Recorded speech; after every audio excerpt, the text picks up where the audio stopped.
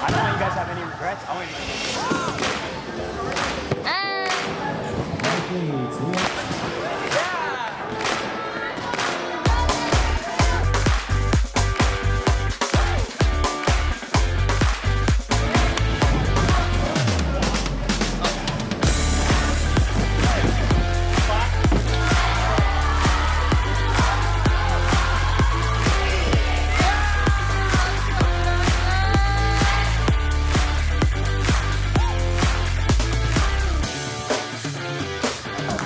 So first, I want to introduce our panelists.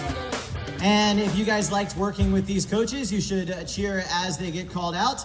Our first person is a team world champion in double mini trampoline, a World Cup champion in synchronized trampoline, Pan American champion on double mini, USA senior national champion, and a longtime member of Team USA. Welcome, Trevor Harder. All cheers, that's love. All right, next, I'm not going down the line on here. I'm going down the line that I wrote on my page, so you don't know who's next. But this person is also a Team USA world champion in double mini, World Games silver medalist, World Championship individual medalist, USA senior national champion, and Team USA standout, Gracie Harder. Next, I want to introduce a World Cup. Do you guys know how many World Champion things I'm announcing here? My goodness. World Cup champion, World Championships team gold medalist, World Championships individual medalist, and one of the most accomplished trampoline and double mini athletes in the country, Tomas Mink.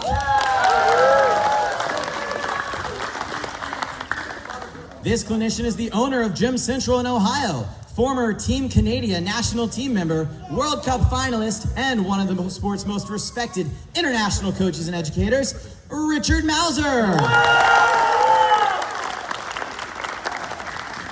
Next, we go to the owner of Jumpstart Plus, former Team USA tumbler, World Cup medalist, and internationally recognized tumbling coach, my roommate at the 2023 World Championships in Birmingham, Kai Shaw. And next, I added that one at the end. Three-time Olympian, Olympic medalist, Pan American champion, some of the top sport medals that you can find in the world, one of the greatest and most innovative trampoline athletes in history, Jason Burnett. And then I wanted to say hello myself as well. My name is Coach Nick. I have had the honor of working with Team USA for a long time and getting to see all of these guys compete around the world. I've also written a couple of books in TNT. You should find Ninja Nick on Amazon and go from there. So thanks. Yay.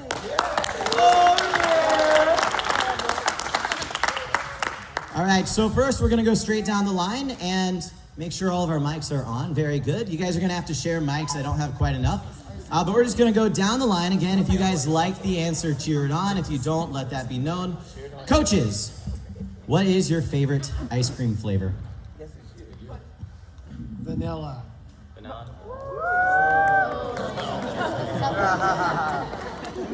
Mint chocolate chip. Chocolate chip cookie dough. Coffee. Rainbow. Chocolate chip cookie dough. They literally cheered for Grace's chocolate chip cookie dough. If you could instantly master any other sport, so we're also awesome at trampoline, but we're getting to pick something else to be good at in one day, what would it be? Fencing. Tennis. Okay. Pickleball. She said pickleball. Follow at Gracie Pickles. No. It's pickles_with_Gracie. Pickles with _Gracie. I'm also gonna go tennis.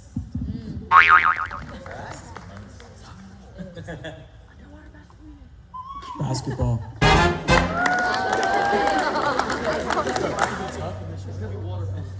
Golf.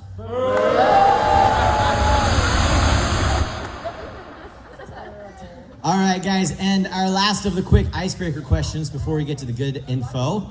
Do you play any instruments? And then if you guys play the same instrument, I want you to let it be known. Do you play any instruments? No.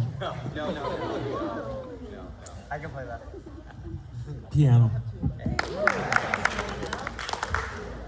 Ukulele. I play no instruments. I also do not play an instrument. I play a little guitar.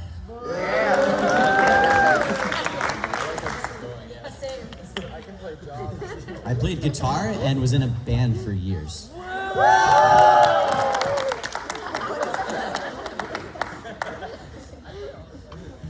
All right, so next we're gonna go to a few serious questions, and you guys can engage a little bit on this one, but please no booze as we go forward with the serious ones. First is going to Grace. Grace, how old were you when you started Trampoline and Tumbling, and when did you realize this was something that you really loved? And then finally, the follow-up to that is if you could go back to that moment and give yourself some advice, what might that advice be? Question. Okay. All right. I started when I was 9, and I decided I was really wanting to do it when I was about 13. You said what advice I would give to my younger self? Yeah, who is about 13 right now? Same decision point in their lives where Grace decided she was going to become world champion. Cool.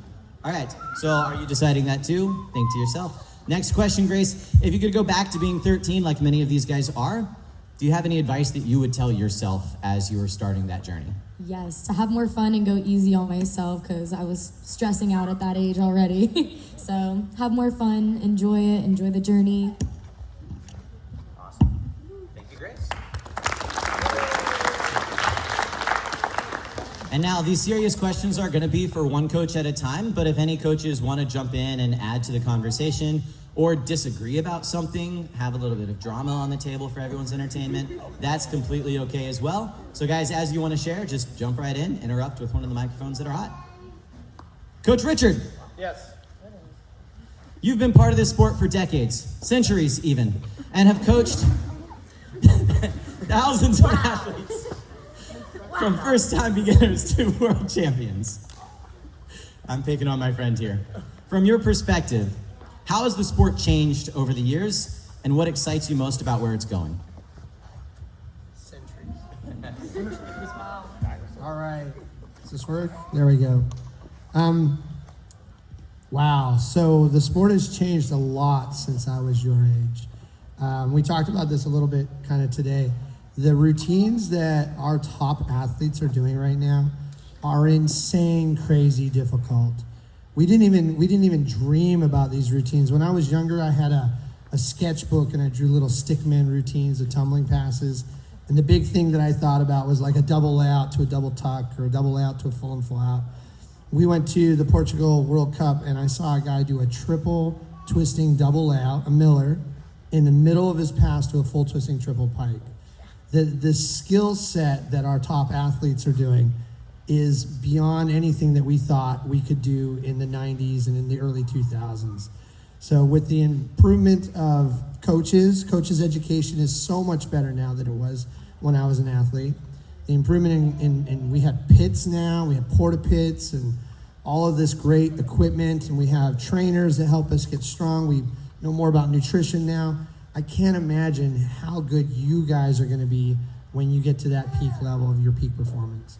It's going to be insane. It's just super, super crazy. Right on. So the opportunity is increased. The opportunity is wide open. Things that people can get done are just beyond. Friends, anything more on that? Awesome. Thank you, Coach Richard. Tomas. From World Age Group, how many of you guys know that Tomas, as you guys know, is famous for his double mini excellence? But I believe your first gold medal internationally was as a 13-year-old at World Age Group Championships. That is correct. Right on. So from WAG's Synchro Gold as a 13-year-old to World Champion and World Championships team again at 21, you've competed at the highest level of our sport for nearly a decade now and have continued to find success year after year. What's the secret to staying motivated for so long? Have you ever felt burned out or needed a break? And if so, what advice might you give to somebody else who's feeling tired or burned out or in need of a break in the middle of their adventure too? Yeah, I mean, I think burnout is a very real thing, but it's very important to take breaks when you can. So I like to take a break after every big competition. I'll at least give myself a few days, maybe a week, 2, depending on what I need, to kind of reset and go back to what I like to enjoy outside of the gym. I think that's one of my pieces of advice. It's okay for a gym to be your life, but you should always have things to go back to outside of the gym, whether it's hanging out with your friends, watching movies, anything like that. I think it's always great to have something outside of here, because if this is your whole world, you never know when something can happen, and you always need something to anchor you back down. Honestly, my biggest piece of advice in terms of preventing burnout is all the accolades are cool. It's cool to chase these goals and everything, but if that's all you're looking forward to, it's very likely you're gonna burn out. You're gonna have to learn to enjoy practice, enjoy hanging out with your friends in the gym. I see the way you guys are training here. You guys are happy to be here. That's how you should strive to train every single day, because it's gonna keep you motivated. It's gonna keep you happy to be here, and that's the key to not burning out. Right on.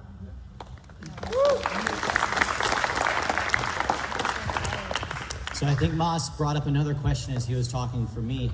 He talked about having other things to look at, other things to anchor you, and not just going for the shiny medal at the end of the tunnel. I think that obviously becoming world champion, becoming Olympian, having these great accolades from around the world is an incredible measure of success, but it's not the only measure of success. What are some other measures of success for these athletes, things that they can strive to that are maybe beyond the medal? This is for everyone. I think building on what Tomas was saying is really important to have passion here in the gym, but I think it's really important to build passion outside the gym as well.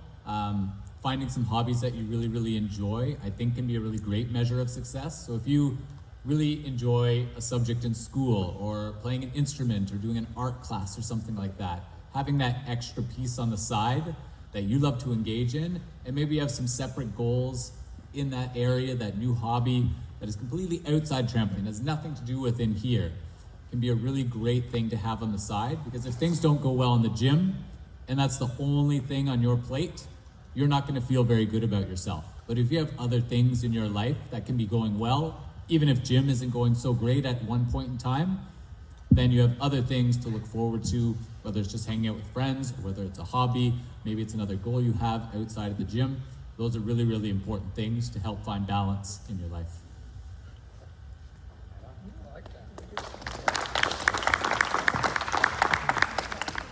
I want to add on some of the successes in the gym, that obviously, world championship gold medal is an incredible accomplishment that we should celebrate in a very big way. But there are a lot of little accomplishments that lead up to that, right? First, before you can win on Team USA, you'd have to make Team USA or Team Canada. Before you can do that, you have to become an elite level athlete. And when we do that, that's an incredible thing to accomplish. Before elite, we have level 10. Before 10, we have 9. Before 9, we have 8. And at each point that we're getting these accomplishments done, we need to recognize the success and celebrate it. Even if we're not at the final destination where we want to be, we need to celebrate all the little pieces in the middle. And the really little pieces, the things that happen in the middle between level 8 and 9, are also big. Whether we're learning a new skill or putting a new combo together. And I want you also to think about, world champion gold is incredible, so is a national title at whatever level, or a state title at whatever level, or other incredible ways to measure success. When you're traveling around the country or around the world, you have a friend in the city that you're traveling to that you can go eat with because you met them through Trampoline and Tumbling, and you get to build your community and make your life richer through the people that you get to meet and enjoy. So I think there are a lot of ways that we can measure success beyond the metric that everybody might think of, and we need to remember maybe when those metrics aren't going the way that we want them to, that there are other things that we can keep to stay holistic in our approach. So thank you guys. Anyone else on that before we move on? Then our next question is actually a little bit connected to that. It's for Coach Kai. I say here, trampoline and tumbling is an incredible sport that brings together some of the coolest people in the world. But believe it or not, far be it from me to say this, there is more to life than trampoline. What's one of the lessons you learned through trampoline and tumbling that has made you better outside of the gym? So how has gymnastics strengthened you and shaped you into the person that you are today? Yeah, it just keeps going. Well, the sports actually helped me through like just different periods in your life where you're struggling on and you have to look back and focus and reevaluate whether it's your job that you're doing. You have to take a step back and say, okay, what went wrong here? How do I fix it? How do I not make that same mistake? So the things that we're coaches that we tell you when you're having a bad practice, you know, you can take that into life, you know, when you get a job and you say, well, I didn't do this project the right way. Why did this project go that way? What could I have done to make this project better or seem like, make my boss happy about it and make me feel good about what I'm doing? So in the sport, it teaches you a lot of resilience on how to problem solve, I feel. So I usually take that and apply that into my work and also outside of my gym work, my professional work, things like that. And it's helped me get through working with you guys and working with my coworkers. That's about it.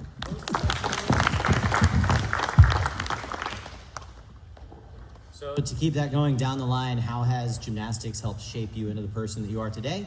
Or what is a lesson that you've learned through trampoline and tumbling that has made you stronger or better outside of the gym? If anybody else wanted that one as well. Fast. The old guy's fast. So I didn't realize I'd been doing this as long as I have. Until Nick brought that up. But maybe I'm joking. Okay. So out of all the years here, and I'd love to hear from these guys because these guys have been to a lot of events. I think about all the different places I've been to, the different competitions I've been to, both as an athlete and a coach. And, you know, I almost can't remember the routines I did. There's a couple of special routines that I've done, a couple of special skills, but I always remember the athletes that I went through with, or my friends that I met there, or the parents that I've traveled with, or the destinations. One of the funnest trips I went to, I wasn't coaching and I wasn't an athlete, and we were just watching at the event. I very rarely remember the routines or how many times I fell down in practice. I remember all the journeys that I went to with my friends and my teammates and the parents and the coaches and that circle of people when I think back at all the different countries we've been to and all the food we ate. Nobody ever goes, oh, do you remember when I went to this meet and I did that routine? Nobody remembers your routines. You know, most of the time I don't remember how I placed, but I remember going to, you know, getting pizza in Portugal and it came with corn on it. That's a vivid memory. Like I'll never lose that. So the journey is really the prize in this. It's great to win a medal and win an Olympics, and there's no, I don't want to discredit that, but only one person does that. You know, there's only one gold medal. The rest of the event is so much more than that. And for me, that's really what I hold dear is all of those memories, the journey, rather than the medal. Because if everybody goes, I have to win at this event, everybody in the room but one is going to be very disappointed. Does that make sense? Yeah. Top that. As a quick example to what Richard was saying, Trevor and I were literally in Italy last year, and when I think back on it, I'm not even thinking about the gymnastics. I'm thinking about how Trevor and I ate gelato every single night. Yeah. That's what sticks with me from the competition, not the actual gymnastics. Well, I just wanted to say that I think I've learned a lot of problem solving throughout my trampoline career, because as I'm sure all of you know, we don't learn skills in one specific way. One progression, one style of learning doesn't work for everybody. And there are multiple different ways that we can learn the same skill. And throughout my career, I had to learn or relearn skills in a variety of different ways with my coaches, sometimes a little bit of learning on my own, but it pushed me to think about skills differently, think about strategies differently, and solve the problem in different ways, always to get to the same end goal. And you can apply that to everything else in your life, that when you're hitting a roadblock, there's not just one path forward, there are multiple paths to achieve the same goal. And when you prove that to yourself in the gym, that has a significant effect on your confidence and your resilience outside of the gym as well. Because in here every single day, you guys prove to yourselves that you can do hard things and that you can work hard to achieve those goals. And it's not just one path that gets you there. It's by experimenting, it's by trying new things, it's by problem solving and using different strategies to get to where you want to go. And if you can keep that mindset throughout your life and apply it to all other aspects, you'll be successful in whatever you do.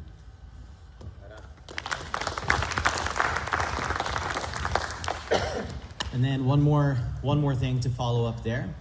Something my team has probably heard me say before many times in this kind of story mode way is I was an athlete a long time ago as well, and got to experience all of these lessons. And I remember, before I knew how to do a cartwheel, I didn't know how to do a cartwheel. And you would start trying the new thing and you would mess up from time to time. You would probably mess up more than from time to time. That's a pretty common thing in learning, right? But eventually, with some help, with some effort, maybe a couple of bumps and bruises, I made my way to the cartwheel. And then when I was trying to learn a backflip, I didn't know how to do a backflip until I learned how to do a backflip. And it was scary as you go through that process. And then you get to doubles, right? You don't know how to do a double, but the same way that you didn't know how to do a cartwheel and you didn't know how to do a backflip and you didn't know how to do a Burnett ball out, we learn, we figure it out, we problem solve, and eventually you get there. And that applies to gymnastics, for sure, but that applies way outside of it as well. Before we opened a business, I was scared, I didn't know all of the steps, haven't done the taxes, the payroll, the things like that we need to get done, the insurance plans, right? All of the things that you need to think about in running a business, I'd never done before. But just like I had never done a 2 and 3 before I did a 2 and 3, I asked the people who had been there before, I got help from experts, I got encouragement from my team, and we figured out how to make it happen. And it doesn't happen alone, but it happens if you give it the same problem-solving skills that you learned in trampoline and tumbling. So every time you come up on a problem, look for the solution and look for the team to help you make it happen. That's what I've learned from TNT. I got one more thing to add. Yeah. So for me, it's the process, enjoying the process and staying calm and learning new things. Because when you get a job or anything like that, you're gonna have to learn a lot of new things at that job. You have to enjoy it, realize that you have to have patience when trying new things. And I feel like trampoline and new skills have taught me to really stay calm in those moments, especially when I mess up or I start to get a little scared, right? And I can't predict the future, right? So I don't know what's going to happen. I feel like this sport has done a really good job of teaching me to stay calm. That was my thing to add to that. Great, thank you.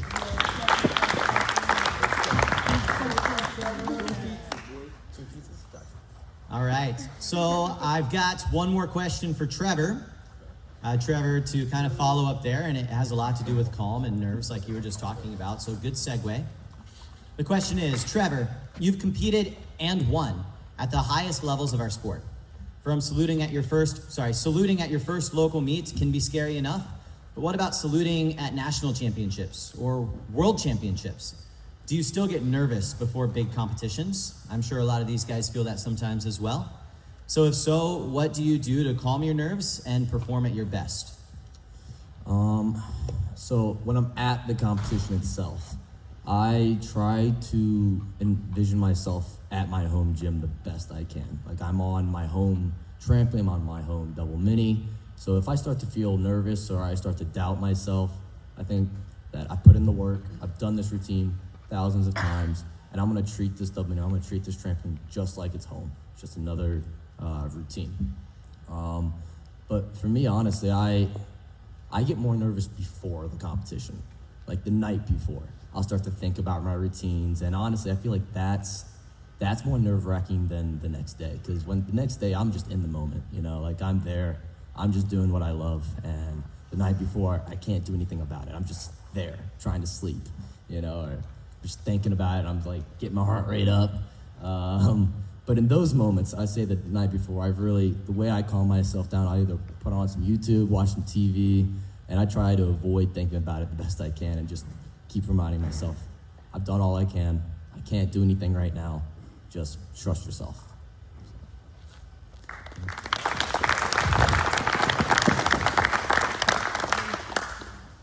Anyone else, guys? on how to handle nerves ahead of competition, or advice that you might have for this crew out here? Yeah, my advice is pretty similar. When you're at the competition, you've already put in all the work ahead of time. When you're already at the competition, there's no new skill. You've already done the work. You've already put in the reps weeks, months ahead of time. So when I get there, I just like to take a deep breath, look around, and realize that I made it. This is what I've been striving for this whole time, and I'm here now. If I don't enjoy it, it's gonna fly by, and everything I worked for would pretty much be useless. So, yeah, I mean, that's my advice. When you're there, know that was your goal. So if you don't take a second, take a deep breath, look around, you're gonna regret it. Right on. Thank you. And to add to that a little bit, I always like the phrase, focus on what you can control and forget about what you can't control. So the things that are within your control are your nutrition, your practices, what you do on the trampoline, how you use your time and energy in between those practices, whether you choose to go to bed early or choose to stay up late, or whether you choose to spend 3 hours at the beach or choose to spend 30 minutes there and then go rest and get proper nutrition. All of those pieces you can sort of figure out and decide what works best for you leading up to your competition. Those are within your control. Place your focus there, come up with the plan that works for you, and follow through with that. Things that you cannot control, that will not necessarily help your competition, are thinking about what your other competitors may or may not do. If you see someone do something really amazing, and that makes you feel nervous or makes you doubt your own abilities, focusing on things like that won't help you very much in the competition. But if you stay focused on your plan, on your skills, and what you know that you can do, that's going to help you achieve your goal in the best way possible.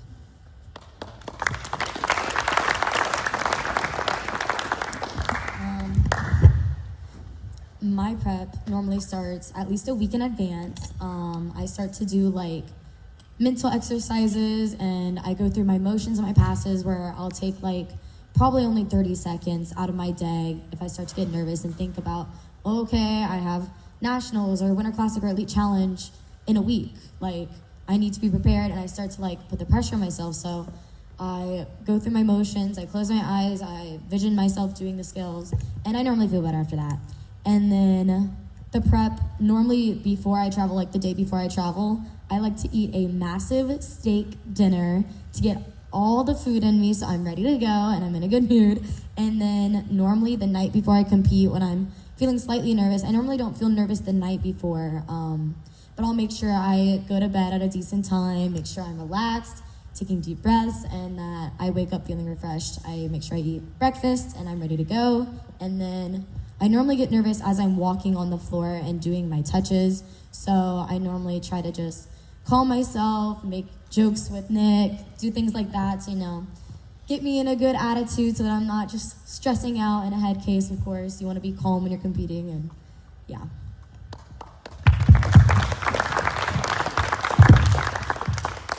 Grace, you also listen to music quite a bit as part of your process, yeah?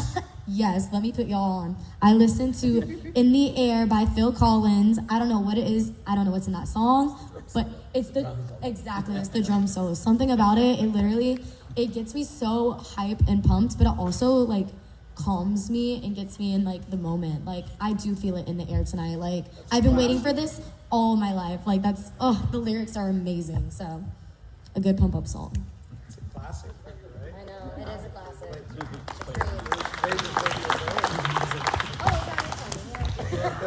The centuries ago. All right, well, thank you guys so much. Great discussion so far. I'm gonna go to Kipton Hillary next with a question. This is your moment. Jump on up. Like I said, you guys submitted some questions ahead of time. It's part of the Google form when you're signing up for camp, letting us know what your levels are and whatnot. I'll come over to you, you're okay. And you were like starting to like navigate, so. Just to give you a chance to ask the question that you submitted. And this one's probably gonna be more, well, you guys will see. Here you go. How many hours per week do you train, and how do you split that up for your different events? So for me, I train about 2 hours Monday through Friday, and usually I'll do double mini once, maybe twice a week. That's pushing it, just because the double mini has a lot more impact on me. Now, when I was younger, I was doing double mini and trampoline every single day, Monday through Friday, Monday through Saturday. But now that I'm a little bit older, I can't take that much double mini anymore. So I'll do trampoline every day, Monday through Friday, and I'll do double mini maybe once or twice, depending on how I feel.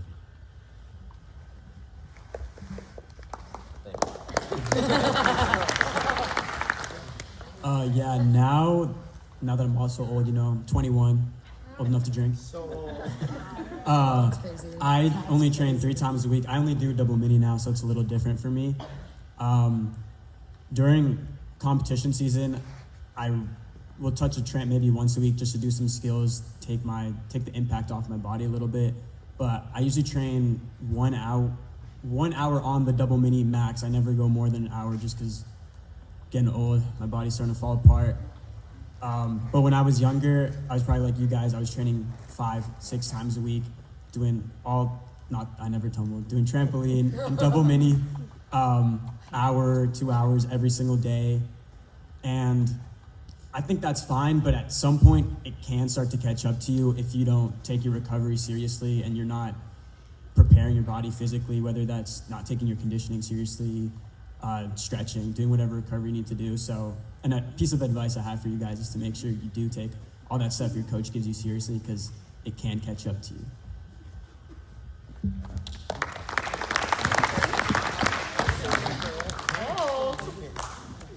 When I was Okay, all right.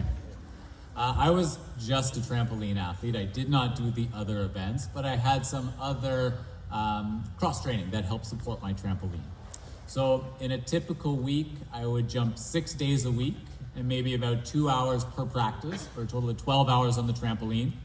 But I would also do weight training on the side. I might do that for 2 hours, 3 times a week, so an additional 6 hours there.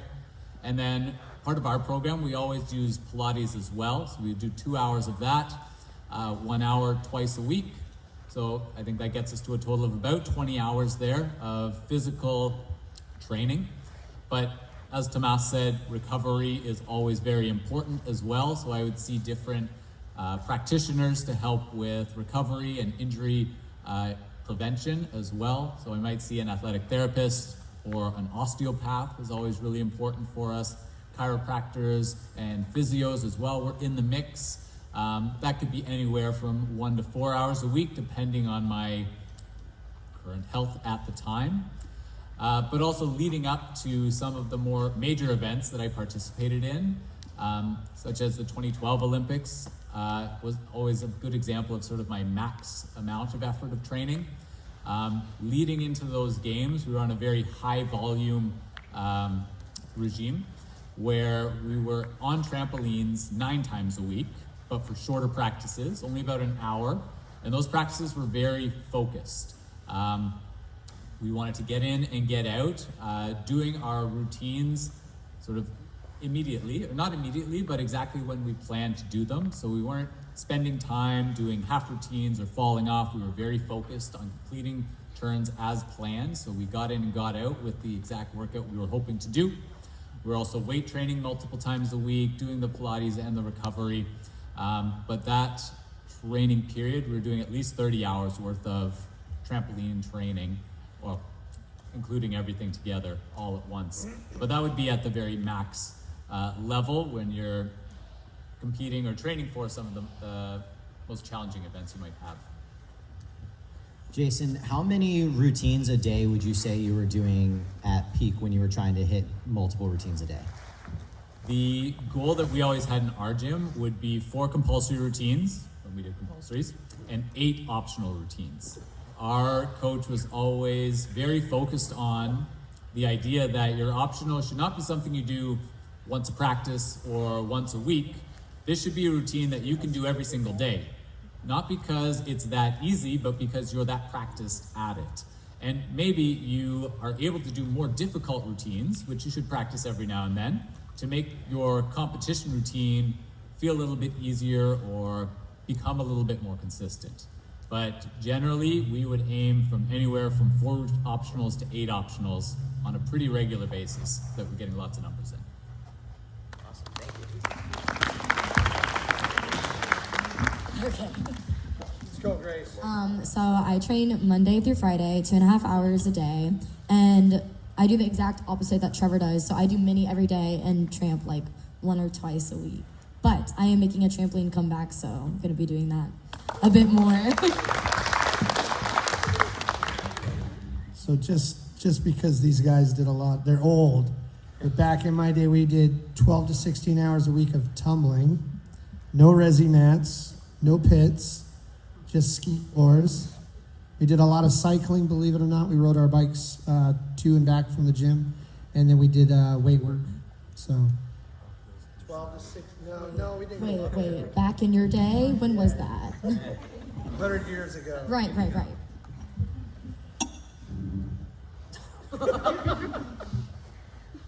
in your day.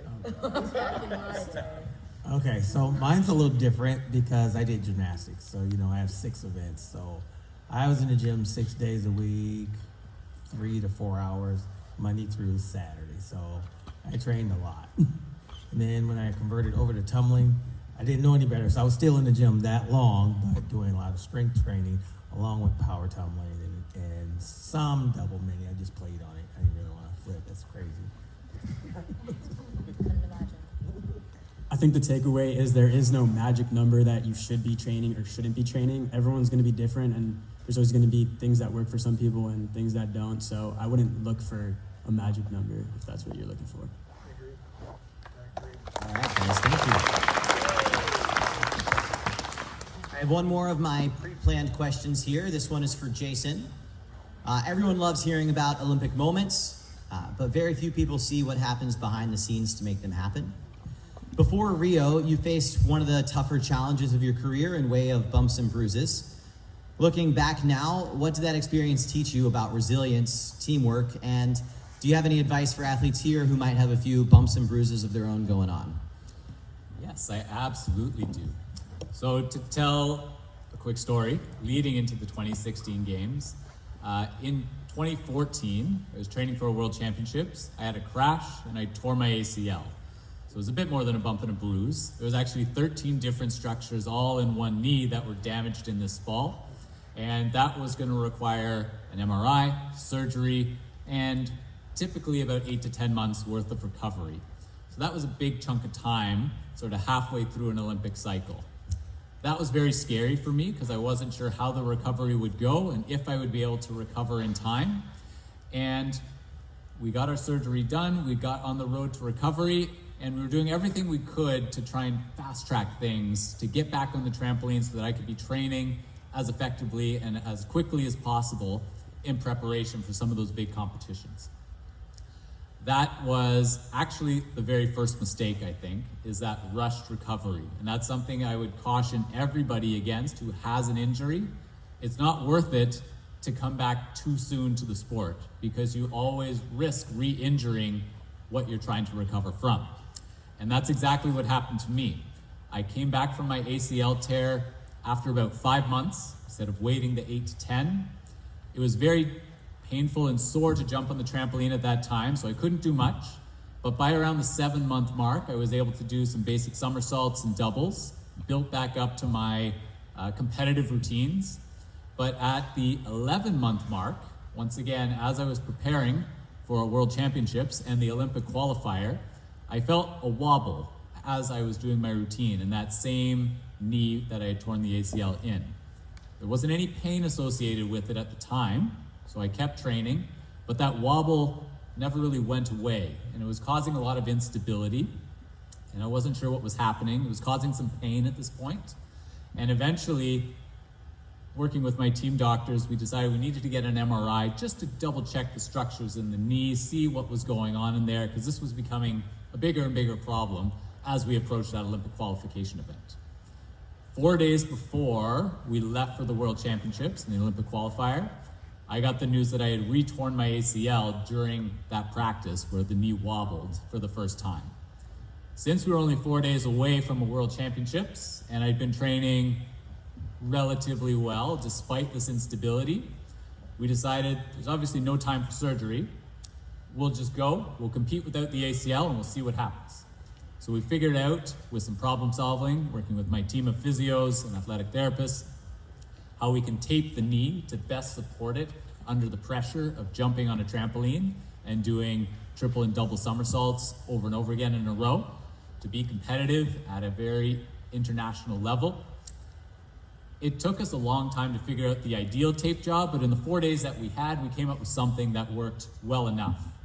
I ended up placing 18th at that World Championships, which qualified Canada as a country for the Olympics, which left the door open for me to decide whether I wanted to have my surgery and leave the Olympics and not go because I would have to recover at that time, or I could continue training without the ACL and push for the Olympics, even though there was no guarantee that I would go. Now, it was always my goal to go to 3 Olympic Games, and this would be my 3rd.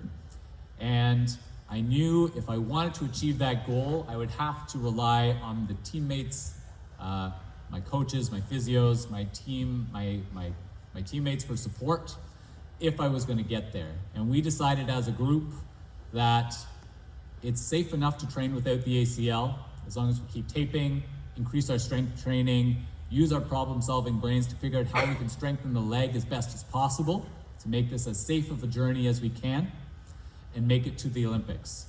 And that's what we did. We ended up qualifying the spot for Canada first. I qualified it for myself later at an Olympic test event and trained for about 10 months without the ACL while taping, while strength training, while working with my team and my support systems to get to that ultimate goal. I did end up competing at the 2016 Olympics, but because of the instability in the knee, wasn't able to necessarily achieve the podium finish I was dreaming of, but I was still incredibly proud to represent my country at a 3rd Olympic Games despite that serious injury. And I felt really, really good about myself at the end of that journey because I had worked so hard with my team, had their support, and we definitely accomplished something really special together. But looking back, it was a very challenging journey to be on as well. And I would not wish it upon you. I'd rather you all be very healthy, have longer recovery times, which maybe takes more time away from sport, but that means that you come back stronger, you have less risk of re-injuring a body part, and that you have a more successful, happier, healthier career after any injuries you might have today. And such a key part of that was that team element as well. I wouldn't have been able to achieve the goal of going to that 3rd Olympics without my team around me, without having good communication amongst my team, without having trust between my team, my coaches, my physios. That's all super important. That's what we build here at these training camps. When you make these friendships, you work with other coaches, you have these positive experiences, your team grows, your support system grows, the people you can talk to grows and get help from grows. And that's really, really important to maintain and to put energy and effort into so that you have that for the duration of your career.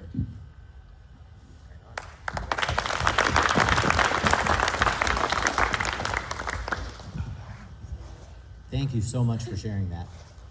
I've got one more. We do have time. Let's see here. Actually, I'm going to jump to Miley real quick. I've got one more kind of big question that I want to follow up with for the group, but maybe we can do a very fast 2-minute one on Miss Miley's question. Miley, where are you at? All right, jump on up.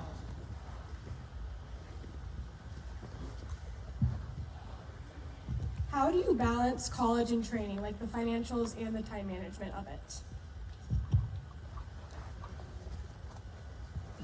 I guess I should answer that.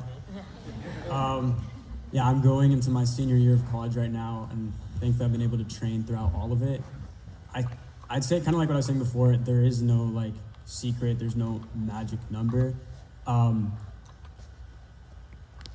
definitely I wouldn't say to prioritize one or the other, but don't put school back. Like, put all your effort into school, and then hopefully you'll have some time outside of your homework, your classes, and use that time for training, whether that's 2 times, 3 times, 4 times a week, 5 times a week if you have it. That's what I recommend. When I first got to college my freshman year, I was training 5 times a week for world championships while trying to figure out the transition into college after high school. And it was hard, honestly. I ended up, after world championships, cutting it down to 4 and then eventually 3, just because that's what worked for me. But like I said, everyone's different. And just like a personal recommendation, it depends on the training schedule, whatever gym you're gonna go to. But our trainings at where I train now, Tumble Tech, they're later in the day. So when I was scheduling my classes, I would try and do pretty much all morning classes to end early enough so I could have some time to either do homework, grab a snack, relax before going to practice later at night. So that's my personal recommendation. But if you have morning practices, maybe do the opposite, do later classes. You're gonna find a way to find the perfect balance. You just have to figure it out until it clicks. I also did a 4-year university program while I was training, but I did it over a longer period of time than just the 4 years because, as Tomas suggested, I was able to do part-time studies. So I would only do 2 or 3 courses at a time instead of a full course load, which might be 4 or 5 courses. That allowed me to take my 4 years and do it over 6, but it also gave me more time in the day to complete my homework, to finish all of my workouts, to attend my trainings, and have a bit more balance within my life at that time. It's still very difficult to balance the 2 things, but I was always a big fan of having a schedule as well. We of course have a training schedule and we have a school schedule that we have to follow, but I like to block out times for homework, for travel to and from different places, for social time with friends. And I like to do that in slightly bigger chunks. So I might look a few weeks ahead or maybe even a month ahead, figure out here's the blocks of time I'm at the gym, here's the blocks of time I'm at the school. I would take an estimate of how long do I think I'll need to finish my homework, block that in, choose times where I'm going to do said work so that I know it will get done. I don't have to worry about it or worry about forgetting about it and it slipping away and missing a deadline.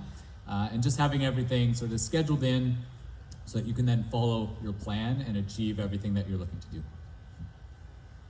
Thank you, guys. Let me touch on the financial aspect because I know you asked about that too. My biggest piece of advice is to apply to every single scholarship you see, whether it's through gymnastics, your state might have a scholarship, your region, there's a national scholarship. Apply to all of those, and obviously your school has so many scholarships too, so just apply to every single one.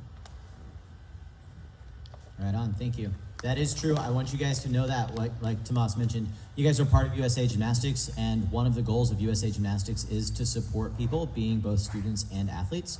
So there are a lot of scholarship opportunities available, both through the state and regional chairs, and through the national committees as well. So pursue those, absolutely.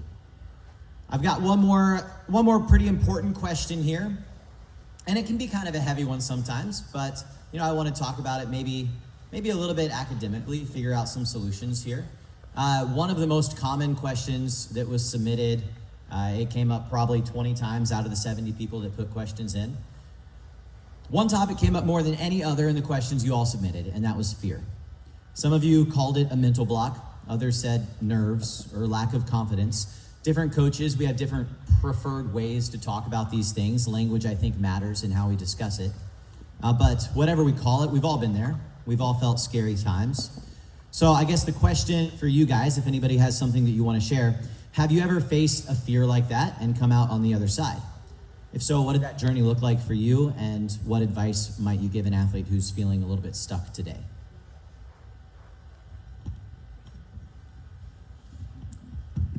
Well, I've definitely faced those fears before in the form of skill loss and having mental blocks.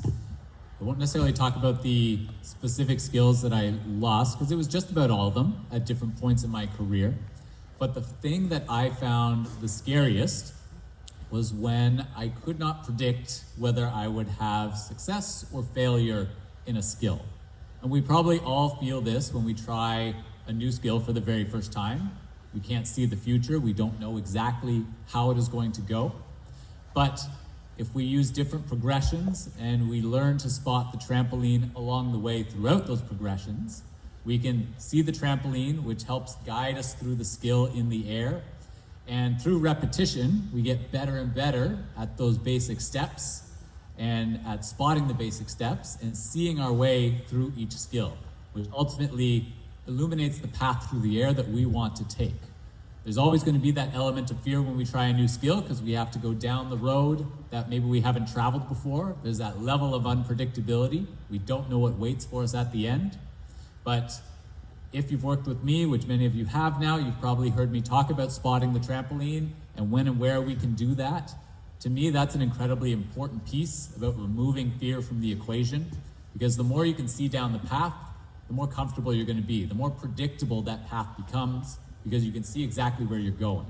And we're always looking for the same thing every single time, and we're always looking for skills to feel the same way every single time, so we build in that element of predictability so that when we're ready to take that next step that's beyond anything we've done, there still may be fear around that final piece, but we know that we've walked down the path that we're going many times before. We can get to that, that step before the end comfortably and confidently, and then that builds our confidence for that final piece when we leap into the unknown to maybe brandy down a skill for the very first time, put it onto our feet. You've done the hard work, you've built the foundation, you know what to expect, and then you're ready to push for that final step.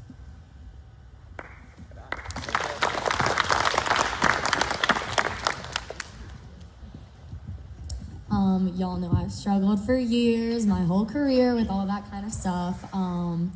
But I'd say the biggest thing for me was the discipline of it. Making sure I was showing up. I was still coming to practice, still coming to training, even if it was what I considered the worst training ever, even if I had a terrible attitude or was disrespectful, my bad, sorry. But I was here, but I showed up. And I think that's the most important thing, is showing up, getting in the gym, doing the reps, doing the drills, and yeah, I think it's important when you show up. I think it's important when you come, and y'all know me, I'm emotional and I cry a lot, but that's besides the point. I still come back in the gym regardless. Like, if I need a second, I'll take a second. If I need to go outside, get some fresh air, I'll take that, but I still try and show up every day. I still give it my all every day, and that's the main takeaway from that, is the discipline.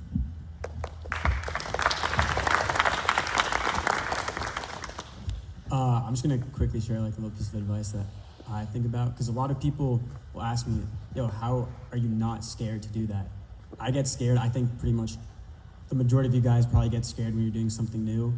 Fear is totally normal, but you have to balance it out with how badly you want the success. So before I go, I'm thinking, wow, I'm scared, but I want it more than the fear is allowing it to take over.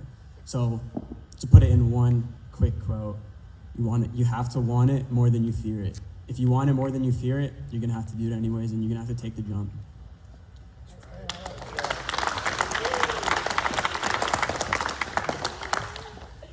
So guys, I think it's important to recognize that these are incredible panelists, incredible athletes, whether they're competing currently or they were athletes and now they're coaching and teaching people. And they've had a lot of the same fears that you guys might be going through yourselves as you're learning some of these skills. So I want it to be a little bit normalized in so much as you know that you're not alone, and you know that this is a path that's been walked before, and you know that if you've fallen down into a hole and you don't know how to get out, these guys do. They know the way, they know the path, and you can trust them to help you with it, and you can trust your coaches at home, and you can trust your team around you. And I think one of the really important things when it comes to fear is remember that you don't have to face it alone. And if you face it alone, you might be tough enough and strong enough to make it work, but it's gonna be so much better if you do it with a team. And if you do it with a team and you fall down, they can pick you back up. And if you do it with a team and you fall down, if you do it with a team and you fall down, they can pick you back up. But if you do it with a team and you land, now you just multiplied the joy that comes from finally getting that skill. So don't do it alone, chase it with a team. And talking about teams, unless anybody has something else that they want to add, we are at the end of our time for this. So can you guys give a big round of applause for this team for their time?